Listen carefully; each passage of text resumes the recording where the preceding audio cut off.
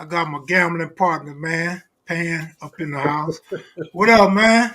What's going on with you, Mac? What's happening with you? Oh, nothing much.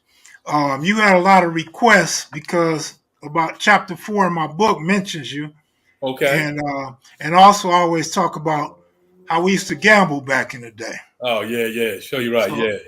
so a lot of people want to get to know you a little bit and hear your side of my version of stories and shit. Okay. For the dime moves and the lokes, for the 6-4s on spokes, for the OGs that did a dime, came back around on parole, for the homegirls with the scrap game, little homies that gang bang, from Pelican Bay to YA, rearrange your mind frame. Yeah, I know what you been through, shit you had to go tend to. Your mama gave birth on the turf, I know them killers you kin to. This for the lost generation, broke as hell, man. Lifting weights and I was on swole, they start calling me Big Miz. Original Stutter Box, Eastside 5, who's Pebble on Bishop, Mill City Gangsta Bloods. Kev Mac video, you know, this is for sure. Kev Mac video, open your soul. This is the beginning. So let's get started. Let's do a little background on you first. Okay. Where was you born and raised at? I was born in Los Angeles, California, raised in South Los Angeles. What part of Los Angeles? Oh, the West Side. You were affiliated with the Athens Park? Yes, that's where I'm from Athens. Okay. All right. Now explain that from the area you live in, your connection to Athens. Oh, okay. My family was from Athens. My uncle, who I looked up to, my relative Lionel Bell and Michael Bell, Cyclone. They like original members from Athens, and I just followed them into it as a little kid. You know what I'm saying? And by where I lived at, my grandmother raised me over in the 30s, but my family lived off of 130th and Main. They just lived all over Los Angeles, but them two I was real close to, and my uncle. And by my uncle being from Athens, I just chased up behind him, you know, as a little kid. And it turned out to be a few people over in your area claiming Athens. So all of that's connected. Yeah, my Lionel, before he went to prison like in 81 on a murder rap. And he brought a lot of it over there. And we just all kind of like this fell into soup. You know, we were all family growing up on the same block. I didn't kind of like where I grew up at. I was close to some, and some dudes I kind of seen as bullies, man. I was like bucking them, too. So, started getting into it with, dudes over there and stuff like that because of my family. Of course, I'm on side with my family over anybody. Right. You know what I'm saying? So that's how it kind of came about through Lionel and my relative Michael Bell. Yeah, the Bells are like family to me too, through you and L. So look, tell me about, you were on America's Most Wanted before. Yes. Tell me a little bit about that. Well, I was in YTS in the late 80s. Well, all through the 80s. And I used to sit in YTS, say when I get out, I'm gonna go out of town, take my operation out of town. So when I got out of TS in 89, I go out of town. What led me out of town was I was on the run from a shooting. I ended up shooting a dude in front of my grandmother one day, a dude from 30s. He pulled up, like I said, I grew up over there. So they pulled up on the house and, one thing led to another. I shot him. And when I shot him, I had to flee the city. I had to flee Los Angeles. So I go to Alexandria, Louisiana. When I go to Alexandria, Louisiana, I hook up with some dudes and we become cool. So one night, they got into it with some other dudes and they was finna get down and they head up. But they didn't see the dudes didn't know who I was. So when we went to get down with them, one of the dudes was going for a gun. He didn't see me. And he went for his gun and I shot him. And when I shot him, that led to the attempted murder on America's Most Wanted. But when I come home, my relative was murdered, Michael Bell. And a lot of bad things happened right after that. And they used that case in Louisiana to get me off the street. But it was really involved with all that stuff in Los Angeles, all that shit that was going on in the late 80s. You know, how we was just committing genocide on each other. But the case in Louisiana is the one that, that got me on America's Most Wanted. I ended up doing 6.5 years on the chain gang in Louisiana behind that shit. Was that at a bar or a club or something? Yeah, it was. The incident well, not really a bar. It was like behind a bar in a warehouse district. It was real late one night. You know, the dude reached for his gun. I got off on him before he got off on the niggas I was with. I really didn't even know the dudes I was with. I might even know them 90 days. They was working for me. It was supposed to be a head-up fight, but you know how that turned out. Right. Yeah. It was L that first introduced me and Peanut, and from there we established a great rapport. L grew up in the avenues in Rolling 30 Harlem Crip territory, and is like a cousin or a little brother to me. So, L, how did you meet L? Me and Smiley, we grew up on the same block. We were just close friends since we was children. We just ran together, went to elementary together, and do a lot of. We were just me, him, and Cottrell were just real close friends, and we just ran together, played together. Went from playing to robberies to armed robberies in Torrance, Orange County, and we were just real close. Then I ended up going to reformatory school, maybe early 80s. Me and Smiley got caught in armed robbery in Torrance, and I go to reformatory school, and it's never really looked back from prison, but me and Smiley grew up on the same block together, real close. Man, you've been in prison for how many years out of your life? I'm 53. I've done 29 years. 29 years. More than half your life. Yes. Mm-hmm. Do you remember when me and you first met? Yeah, over at Smiley's house. Not exactly. I can't really say the exact date, you know what I'm saying, or the exact situation that happened. But I just know that me and you clicked from the get-go. Yeah. You know what I'm saying? We clicked. We had stuff in common because, like, my girlfriend, she asked me, she's from here, so they, like the Crips and Bloods, they think we all, enemies. You know how people outside of Los Angeles see it. And she asked me, I say, we had a lot in common. Dice. yeah, that was the main thing. In common. But you was a down dude. I liked you for that.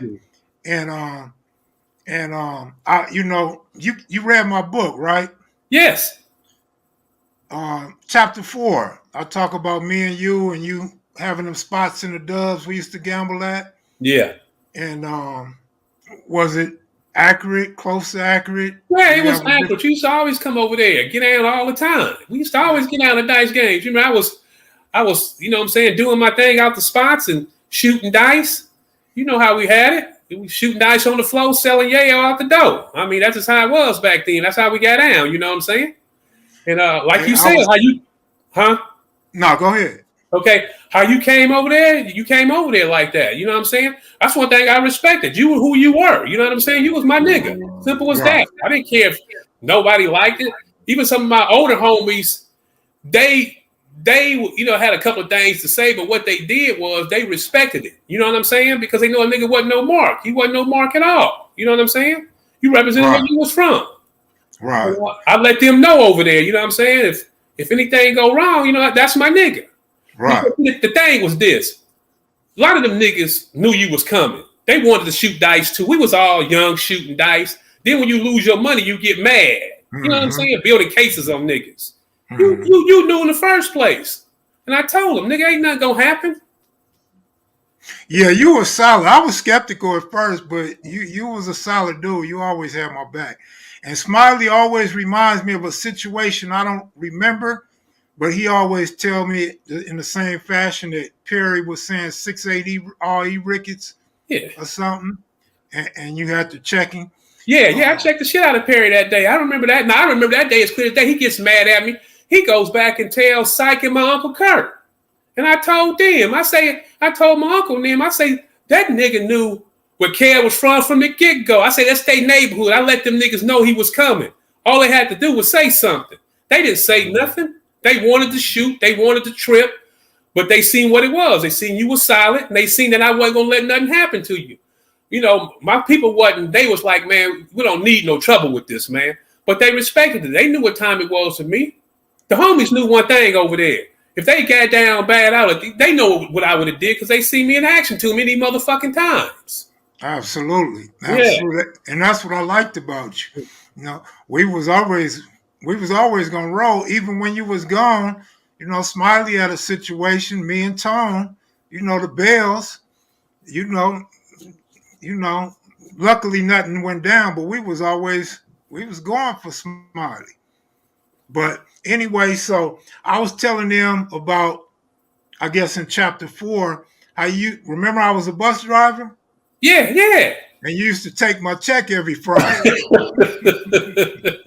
So one of my homeboys had a question. He said, "Are you sure Pan wasn't protecting you from the blood so he could take your money without incident every week?" Nah, I did it because it was the right thing to do. You was my motherfucking nigga. Right. You was my motherfucking nigga. I remember when I was on the run, nigga, and I used to come over to your mom's house back, you know what I'm saying, when I was on America's Most Wanted. I was telling my girl about that. I remember I used to come back there, nigga, it was all them 60s in that backyard. Nigga, they gave it up to me, looked out for me, treated me right. Yeah. You know what I'm saying? I never forget shit like that. See, a lot of people, they don't know about, you know what I'm saying? People don't, I just sit like this, man, you know, good motherfuckers is good motherfuckers. You know what I'm saying? Point blank, period, man. You know what I'm saying? You looked out for me, I looked out for you, man. We rode together. We fucked with each other hard. And one thing about me and your relationship, for 30 years, nigga, ain't been nothing funny about it, nothing fake about it. It's just been real. Two niggas dealing with each other. Didn't matter what kind of line we was on. You know what I'm saying? Yeah, one of my proudest moments was you meet my homeboy Peanut. Yeah. But see, you know, I was in reformatory school with him back in the early 80s. Okay. Yeah, Peanut, he's a solid motherfucker. Real solid. Yeah, he's solid. We say the same thing about you. Yeah. And your homie Lil T-Rock, me and Lil T-Rock used to get off on niggas in prison. See, I don't know him, but I've talked to him, but I don't know him personally. Yeah, that's my nigga there. Yeah, Peanut say he a down dude too. Yeah. We actually trying to get him to write a script for me. Since he know the gangbang aspect, we don't have to give him the language. Yeah.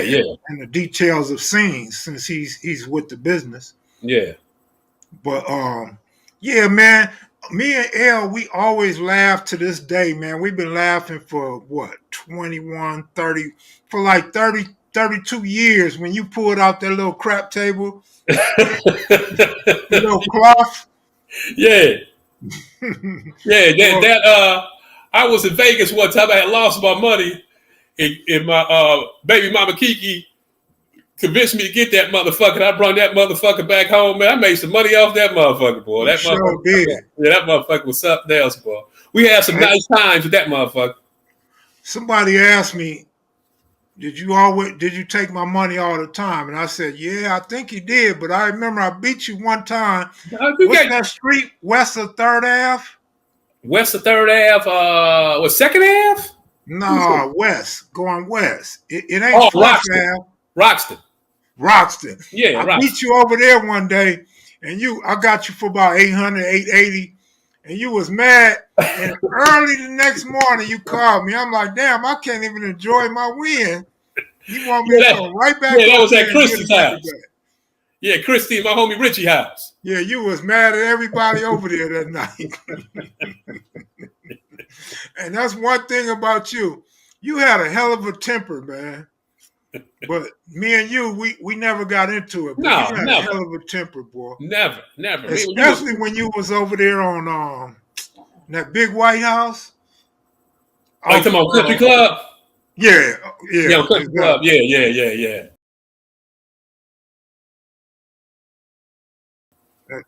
Yeah, Country Club. So how did you start gambling? My homie, my big homie Pooh Bah, like when I was probably I had to be about 8 or 9, I guess, probably like 76, 77. My homie Pooh Bah in his backyard, my homie Tyrone, my homie Fred. I used to go in the backyard.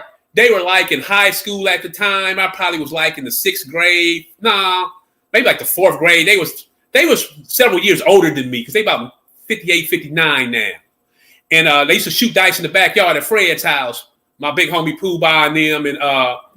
And I just, got under their wing and started watching them shoot dice and like numbers. I was always good at math. So it was kind of an attraction too because of math. And I just started shooting, and probably about 78, 79, I was just walking around with a pair of dice in my pocket or going to the racetrack, stuff like that, playing the horses and stuff. But it was mostly dice. Yeah, so mostly dice. Listen, bro. No disrespect intended, not to put you on the spot. You said ask you anything, right? Yeah. I got a question, man. Okay. Now, I've been in the dark for decades. Okay. But I recently found out there's some stuff that's been going on in LA that I didn't know about. Okay. Was you worshiping the devil? No, that was Gangsta Mike and them doing that. That was my homeboy Gangsta Mike and my relative Cyclone. They were worshiping the devil and stuff. Yeah, that was Gangsta. Gangsta brought that to Athens with that. He used to be on 131st and Bellhaven with that at the house, at the Pink House. Was that normal for some Athens to do? No, that was more of Gangsta more than anything. Gangsta at that time, Gangsta Mike was like, he was the one that had most of the the loot at the time. You know what I'm saying? So he was the man at that time. He was my big homie. He always looked out for me and shit. You know what I'm saying? But I never got involved with that. But him and my relative wasn't as much as Gangsta, but Gangsta was actually worshiping the devil. Yeah. Yeah, I found out later that some family swans and some East Coast was doing the same thing, and heard other people. I've never witnessed that.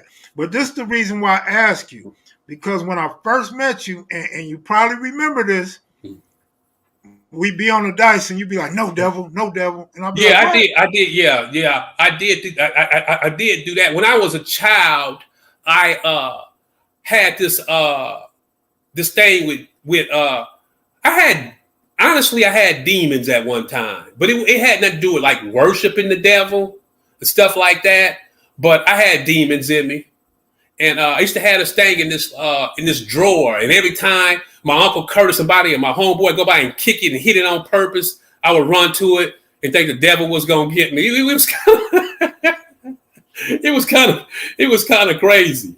Yeah, but I remember that. I still kind of do it to the day. I still kind of like talk to myself, and I be thinking and it comes out, But I used to do that. You right, like I said, you could ask me anything, and I did used to say that all the time, and y'all used to laugh all the time. What's going on? But check this out. Uh-huh. I ain't never wanted to worship no devil, but when you used to do that, I kind of wanted to borrow that because all bullshit aside, when you gamble like we gamble. Oh yeah, I got some drink too. When you gamble like we gamble, man, you see a different. Man, your mind is just different from the ordinary person, man. And so I used to be like, man, maybe the power of the devil is really the side to roll with. Because you be sitting there praying, man, please don't let him hit this 6. Don't let him hit this 6. Boom, 6. Money gone. You're like, fuck. Like God or Jesus wasn't there for you when you needed a number to hit or somebody to fall off them dice. But I would fall off when you say, no devil or get him devil. And I'd be like, fuck, man. Like this dude got that much power. What the hell was going on with him? Yeah, you know what? Kev, I almost forgot about that though. That was good.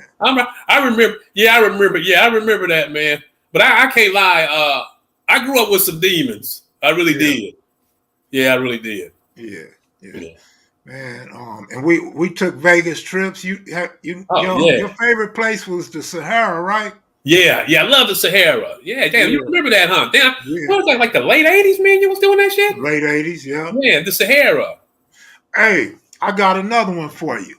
Uh-huh. Me and you ain't never talked about this. I don't think it's in my book Sprung, but it was going to be in my autobiography. Me and you went to Whiskey Pete's. And some East Coast was tripping on you. And but I'm on the other end of the table. I don't know what y'all got going on. But then the pit boss came and asked me, was you with me? And I'm like, yeah, he with me. We together. And he was like, well, those other dudes ain't cool. Like, and I'm like, what's going on? And you was like, oh, I forgot what you called them. You dissed them, but you was like, oh, these motherfuckers don't want it. They don't want it. And I was like, so that always is on my mind because I was that cool with the pit boss. Because he was used to me coming down there losing all my money all the damn time. I don't actually remember that one fully, but I did get into a fight at Whiskey Pete's with some brothers out of Trey 5-7, me and Binky. Yeah, we not that day, but yeah, we like tore up the casino that day. I'll never forget that. But I don't quite remember that one there. But I do remember me and you going down to Whiskey Pete's because sometimes we'd shoot down there for that quick 3-hour drive. You mean you'd come pick me up about 9 o'clock at night and we'd drive down there, shoot to about 6, then you'd drop me off back at the spot. I remember one time you dropped me back off the spot, you turned right back around. That's how I got down back then. Because one thing about us gamblers, when you broke, you ready to go. Yeah. If you got some money in your pocket, it's burning your pocket. So you ain't got time to go sleep or eat. You're trying to get back to the grind. Yeah, you ain't lying about that part. But one thing about you and I, man, no matter how much money we lose, we was going to go hustle it back, man. Oh, yeah. We both was real good at that. Yeah, I think that was another bond we had, man, that we shared because we didn't even have to borrow money from each other. We was going to go get it and come back to the table and do what we do. But you used to smash me, though, homie. You used to kill me. No. Kev, I think you won more than what you think. I mean, I may have, but them losses, they hurt so bad that you remember them. You don't remember them little wins. I think I really came up when I got that table. That's when I really came up. That table, I can't lie. I don't remember losing too many times when I had the table. Yeah, when I had that table.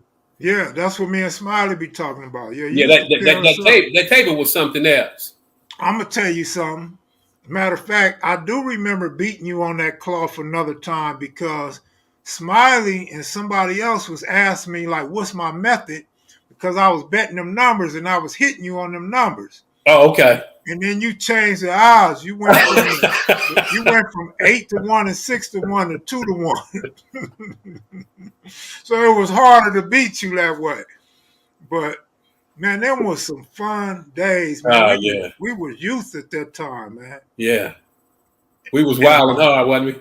Yeah. Yeah. My brother always asks about you too. How's he doing, man? I was just telling, I swear, man, today I was telling my girl, man, I say, man, he got all that time, man, for nothing. And you turn around and people murder a motherfucker and get 10 years. Yeah. That shit's just insane how them laws is, homie. Yeah. Hopefully he'll get out this year coming up, man. That's good, man. I hope I got him a lawyer a while back. Well, actually, I did a GoFundMe, so a lot of people that's watching us right now helped chip in, and then my family members chipped in and got him a lawyer. Man. Yeah, man, because the laws is crazy, man. I don't understand some of them laws. But, I mean, all bullshit aside, I know you stay in trouble, but you had a couple of stretches, man. I was like, man, he don't need all that damn time. Yeah. They got me on this last one, man. You know, the chicken that came home to roost, man. They caught up with me. They finally caught up with me. You know what I'm saying? But I'm thinking differently now, so it's all right. You know, right? I'm relaxed. Yeah, we all grown up. We all grown up. The good thing is we know each other from when we was crazy to now. We don't want no trouble.